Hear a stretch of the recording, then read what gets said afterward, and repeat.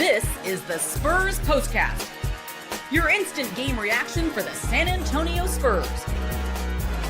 Part of the Locked On Podcast Network, your team every day.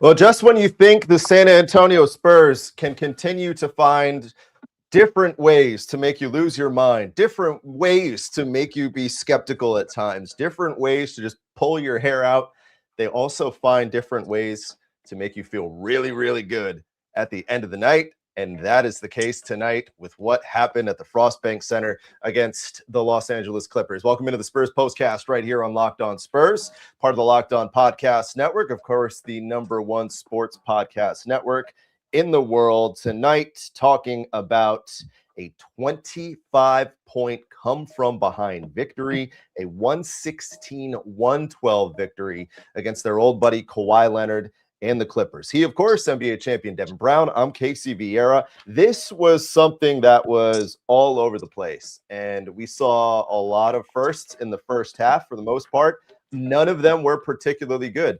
Instead, we see the biggest rally of this season, one of the rallies that sparked a reaction from Victor Wembanyama. I don't think any of us saw coming, but put it all together. The Spurs, they win their 14th in their last 15 tries, and they start the homestand 2-0 with a good win on the tail end of a back-to-back.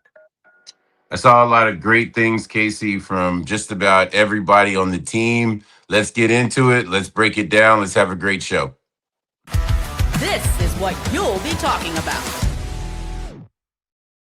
All right, but we can't get to the good without starting with the bad, because there was a lot of bad in the first half. The Spurs went down by 20. They let the Clippers shoot over 50% from the field, went down 66-46 at the end of the second quarter of play. Mind you, this is a Clippers team that you probably have heard the bullet points. 6-21 to start the season, been playing really good basketball ever since then. 24-10, made a whole bunch of moves, but Kawhi has been fantastic for really the duration of the season since. Tonight was their chance to get back to 500 for the first time since November, when they were 3-3, and they looked like a team that had every aspect, or had every intention of doing that, because they were great in the first half. Go up by 25 in the third quarter. That's the biggest deficit that the Spurs have faced at home this season, but a testament to what they did to slowly chip away. And you knew they would, maybe not come back from 25 down and win the game, but you knew the Spurs were going to come back and at least make it interesting, which they did. Julian Champagnie had 17 points in the third quarter. Ultimately, that deficit is cut down to 11, 92-81. Insert Carter Bryant, insert that second unit, and the energy, the effort, and the life that they gave this team early in the fourth quarter of play. A 16-1 run in about a 3-minute span turned that all the way down into a 12-point hole into a 2-point lead. Devin Vassell 3 with 7 minutes left put them on top. Two of the squads, they jockey back and forth the rest of the way. A calamity of miscues from the Clippers, which we will hit on in a second, paired with some big-time shot making from Victor, some big-time defensive stands collectively from the guys. It results in an impressive win over a team that's at least going to be in the postseason in some capacity, potentially the one that they're going to be playing in the first round should they reach the 1 seed. Wemby's line at the end of the night reads 27 points, 10 boards, 4 blocks in 22 minutes of work. Champagnie finishes with 20 on 5 of 8 from the field, or 5 of 8 from 3.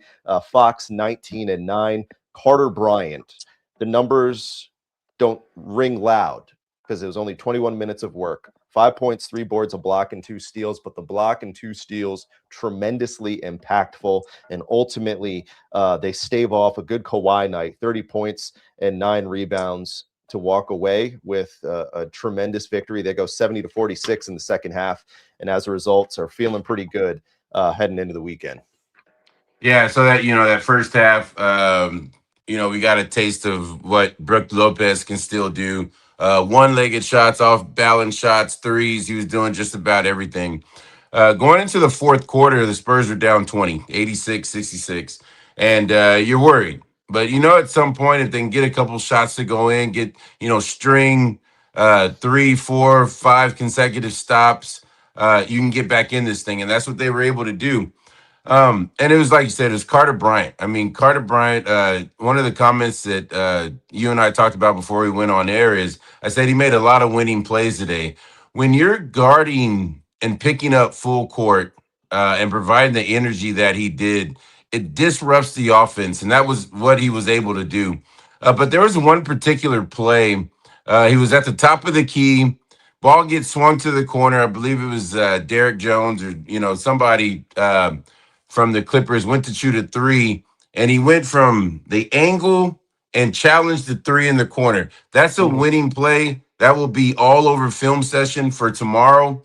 And if he continues to do that, it's like I told you, he's going to dip in, to some of those wing players' minutes because he's earned it. And, he's making a case for himself for Mitch to have to make some tough decisions as we move closer to the playoffs. So congratulations to him. He fueled it, there in that fourth quarter along with a couple other players. But, Casey, that fourth quarter was huge. And it was good to see San Antonio have a game like that where they had to, put their foot on the gas and get back in that game. Yeah, we were joking. Carter Bryant's played so well, he's probably going to cost Keldon Johnson the Sixth Man of the Year award. Because, I mean, listen, it's the Spurs way. You think the bigger picture, it happens. But that's one of the guys that Carter Bryant's minutes have been cutting into. But at the end of the day, Keldon would like a Sixth Man of the Year award, but I'm sure he would prefer a championship a heck of a lot more when it's all said and done. This, of course, was a colossal collapse on many fronts for the LA Clippers. We do this show, and I know Spurs fans, they have, as it was indicated by the fact that there's still no love lost for Kawhi Leonard. They have a vested interest in the downfall of LA. It's just kind of what it is. We know the Kawhi thing will never go away. I have only pushed this button, I believe, twice this season. But the way this game ended, it deserves to be played a third time. Uh-oh, somebody messed up, and it's time to let them know with who fudged up. All right, so in the final 14.9 seconds, the Clippers are trailing by one. I'm going to read how these last final 14.9 seconds in the calamity of miscues, like I said. So they're down one, they're inbounding the ball. Nicholas Batum gets it in to Brook Lopez. Lopez, the two of them have some sort of miscommunication. He passes the ball back to Batum out of bounds almost immediately. So that was the first one. The second one, after they subsequently foul Julian Champagnie, he goes to the free throw line. He misses 2 free throws up 1. But the Spurs, they get the offensive rebound. At the same time, in the process, they let 8 seconds, the Clippers do, go off the clock, which includes not fouling Champagnie, who just missed 2 free throws himself, and they foul Stephon Castle. Castle goes to the line with 5 seconds left, again, up 1, hits the first, misses the second. Castle gets the offensive rebound, puts it in, puts the guys up 4, puts the game on ice. This all on top of the fact that they blew a 25-point lead in the third quarter to begin with. Yeah. Not the Clippers' night on many fronts. My question I pose to you about this: how does something like this happen? All right, well, let's go to the first play. I believe Kawhi, the angle that he had on the post up, I believe it was supposed to be a high-low pass from Lopez to Kawhi. Now, Lopez is having to read this play, and so I don't think he liked the angle. Batum didn't step in. He wanted to go quick hitter, back to Batum to Kawhi. All right. It happens. You hate for it to happen at the end of the game like that, but it happens. Now, you go to the other one. It's the Wemby effect. Wemby gets his hands on a lot of basketball. So in the free throw situation, you have to have 2 guys pinch to take him out of it. The guards you see at the free throw line behind the shooter are to come in. One of them is to come in and take the free throw shooter away. Dunn was a second late, all right, doing that. So Castle, the way the ball hit off the rim, comes back to him. So that one, because they're pinching, that's on Chris Dunn, all right? like I said, these are things that you work on in practice, especially at the NBA level. You work on them, you talk about them every day, and a couple of them just popped up at the end of the game, Casey. Yeah, I know we say a lot of things, in jest a little bit here because it comes at a Clippers expense. But at the same time, there were some aspects about, like you said, that were so instrumental and such an advantage that the Spurs team has, right? Because this is the second time in a week that this happened, that they were able to capitalize because of missed free throws and the offensive rebound. That happened in Toronto, right? And same Right. thing, an offensive rebound. It was after Dylan Harper missed two, and the same deal. Wemby on the box out, and it happened one more time this year. So this is the third time, and I'm just drawing a blank on who it was. It was home. I digress. Maybe one of you guys at home can remind me. But either way, it's the Victor effect. And pinching on the box out, that got them there too. But I also the crazy thing is you think you have him boxed out, but he actually deflected that ball towards the Spurs bench. That's the crazy thing. Like, he's got these long arms, and you think you're doing a good job of wrestling with him, and he tips it out to give his team another possession. This is crazy. How about that? See, but here's another thing. How about that though? Who fielded that ball after that? That was the shooter, Champagnie. And you know who was right there? Kawhi was right there. Well, like, and he didn't. That's the other aspect of it. Like, it was a great effort by the Spurs to do this. Yep.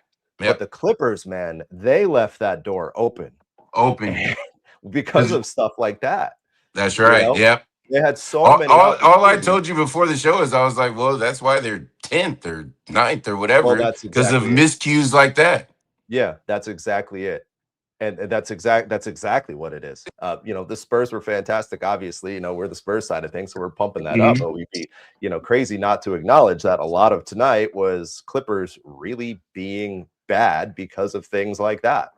But again, like you said, that's the difference for a team fighting for a play-in spot like they are right now. And that's a big loss for them because they're battling, with Golden State and Portland to stay alive and try to avoid the 9-10 as opposed to the 7-8 side of things. And the difference of that compared to a Spurs team that's, very much alive in the final 20 plus games of the season for that top spot because of effort plays like such or lack thereof. There you go. There you go. All right.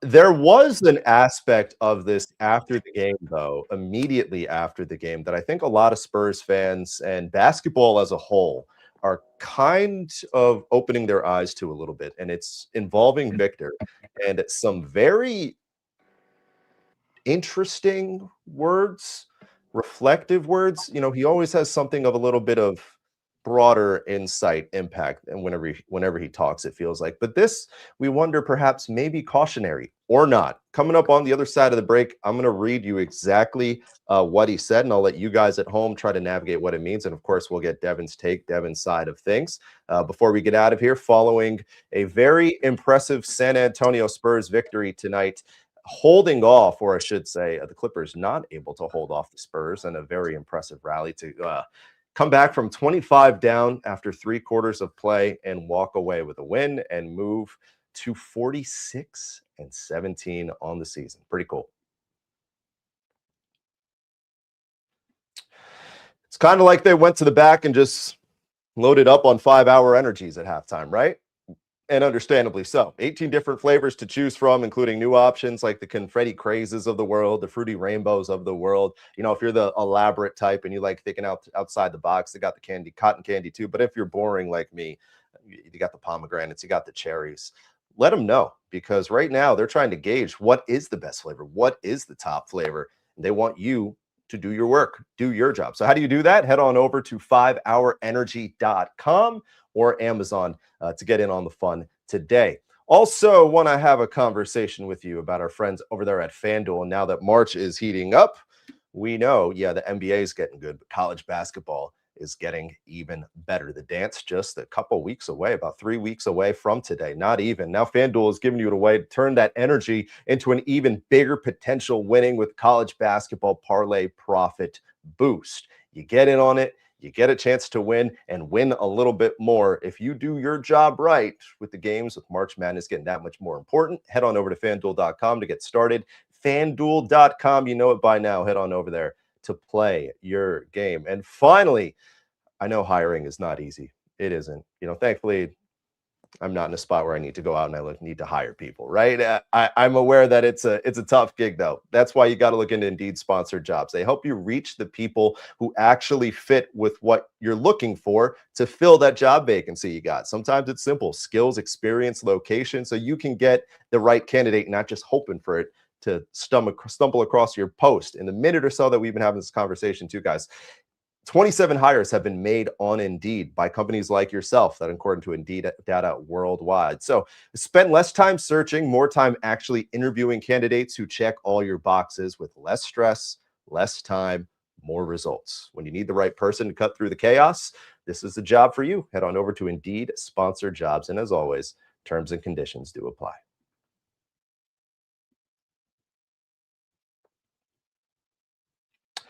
What a win tonight for your San Antonio Spurs over the LA Clippers in perhaps potentially a playoff matchup. We'll see. Maybe if the Clippers do their part, but we'll find out. The Spurs obviously have a little ways to do that as well. If you look at Victor Wembanyama after the game, you perhaps would have thought it was a playoff matchup because he was emotional. He was very emotional, I should say, at that. And a lot of people, myself included, are wondering, like, yeah, it was a great comeback. It was a fantastic win. You saw a lot out of your team, but this is also game number 65 or whatever it was, And what made it more interesting was the post-game interview with ESPN. I am going to read you the very poignant words, the interesting words, and I'm going to get your take on it because a lot of social media is going to be analyzing this tonight. So here's the quote. "I thought I was about to pass out in the first quarter from exhaustion. That was close to being the hardest game of my life. It might not have looked like it, but we played a hell of a game against the most physical team in the league yesterday. Of course, the Pistons, a game in which he played 40 minutes, and played tonight against a physical team as well. I'm about to pass out. From the jump," well, close quote there. "From the jump, there was a conscious effort tonight for Victor. He only played 10 minutes in the first half, collectively played 22 minutes. So given that he played 40 last night, playing the 22 tonight, there was an effort to cut down his time on the floor." Mm-hmm. What do you make out of that quote? What do you make out of that moment that we saw at the end of the night tonight from him? Well, just exactly what it is that he said. You play that Detroit team, hard-nosed team. They're coming in here for revenge. He puts up 40 minutes. He has a heck of a game. And then you turn around and all of a sudden, Brook Lopez, Kawhi Leonard catch fire and you're down 20. So now you have to use even more, effort. You need the basketball to go your way to get back into the ball game. And I'll tell you what, for me, it's a combo of things. He was on that exercise bike a lot when the San Antonio Spurs got back in the basketball game. Other guys stepped up, Juju being one of them, Carter Bryant, obviously. So for me, it's seeing the growth of his basketball team. It's the effort that he gives you every night, which is 110%. And it just caught up with him. As a professional athlete, before you do an interview at the end of the game, you want to gather yourself, clear your mind, and not really share a whole lot. Victor decided to do that. So now, I'm just giving you my take on it, but it's going to be about 1,500 different takes on what it is that he meant, what it is that he said. So, Casey, I'd like to hear what you thought about it. Probably more so along the lines of what you said. More so along the lines of just kind of an athlete that the moment got to him, good emotional game. And Spurs, not the first athlete to perhaps in game 65 or whatever, wherever we at right now, maybe game 65, to perhaps show a little bit too much emotion at the end there. I think at the end of the day, it's probably that, which is perfectly fine. It's cool. But it's always cautionary when you see a guy come back from a blood clot in the fashion that he did in the recovery, excuse me, the recovery process that he did. I'm going to bring this quote back one more time, Joe. Just there we go. And then you hear things like, pass out from exhaustion, hardest game of my life. I'm about to pass out. I mean, I think, yeah, caught up in the moment a little bit, probably in all likelihood. But as a spectator, as a fan, I'm like, well, is this something else? Are we worried beyond this for this guy's health? Is the things of the past, really going to continue to impact him for something like this? You're cautionary, you worry about just a general person's well-being on that front. Mm-hmm. In reality, that's probably me overthinking it. Right. In reality, it's probably that. But knee-jerk, watching that in real time, seeing him getting emotional to that degree, I'm like, man, I hope this guy's okay, But we'll see. We know Victor's an emotional guy anyway, so yeah. That's what I don't consider myself an emotional guy, but when I went into the San Antonio Sports Hall of Fame and UTSA Sports Hall of Fame, Casey, I was good until I got on stage and had to say something, and I cried like a baby. So I'm trying to help you understand this, but, I don't know. The other thing I was thinking was maybe he didn't realize that Brook Lopez was that good because Brook Lopez had 26 points tonight. He didn't know Brook still had it like that. I did, yeah. He got the 1987 Brook Lopez tonight. No, he didn't know Brook still had it like that. There was a great skit one time. I think it was Jimmy Fallon. It wasn't a skit. He had Blake Griffin on. And there was the conversation was exactly that. And Blake said, okay, well, here's what we're going to do. Jimmy, you're going to run in place for a minute or 30, whatever it was. And then when you're done, I'm going to interview you, a bunch of quick hitting questions.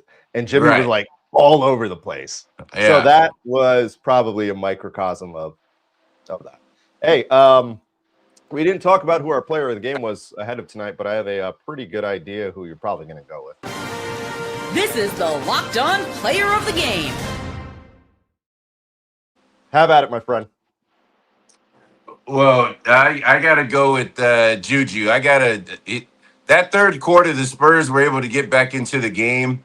And, I mean, when you see a guard shooting it like that, all you got to do is get it up, release it, and it's going in. So I like Juju tonight. Congratulations. Got the Spurs back in it. And I'll tell you what, that was a huge win.